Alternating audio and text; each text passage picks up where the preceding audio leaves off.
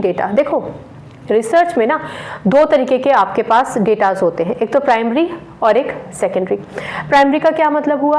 Primary का मतलब हुआ कि मैं क्लास में गई और मैंने बच्चों से क्विज ले लिया, या मैंने एक क्वेश्चनर बच्चों को बांट दिया और कहा कि इसको अटेम्प्ट कीजिए, या फिर मैंने बच्चों से जीडी ग्रुप डिस्कशन कराया, या फिर मैंने बच्चों से एक्सपेरिमेंटल वे में एक्सपेरिमेंट कराकर उनसे कई क्वेश्चंस पूछे। अल्टीमेटली मैंने डायरेक्टली मेरे सामने ही बच्चे ने जो भी किया, टेस्ट किया या ग्रुप डिस्कशन किया, मेरे सामने किया, मेरी आंखों के सामने, मैंने खुद ने देखा।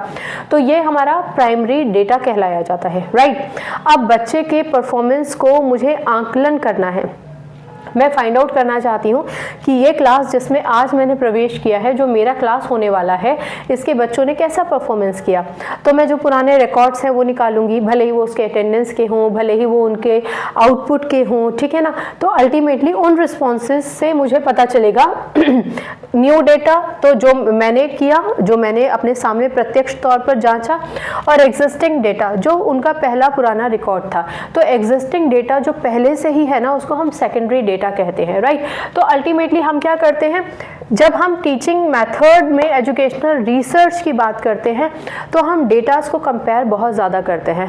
डेटा को कंपेयर करके हमें ये पता चलता है कि जो नई स्ट्रैटेजी हम लेकर आ रहे हैं वो पुरानी स्ट्रैटेजी के मुकाबले कितनी सक्सेसफुल है भी या नहीं, ठीक है। तो प्राइमरी डेटा में क्या होता है, क्वेश्चनर हो गया, इंटरव्यू हो गया, ऑब्जर्वेशन हो गया, ऑब्जर्वेशन भी, और एक्सपेरिमेंटल वे, ठीक है ना।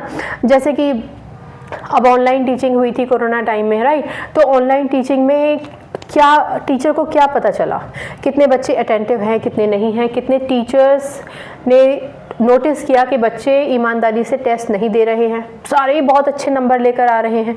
जबकि अगर आप सेकेंडरी डेटा निकालते हैं, उनके पुराने रिकॉर्ड्स निकालते हैं, तो उन्होंने उतना अच्छा नहीं किया था।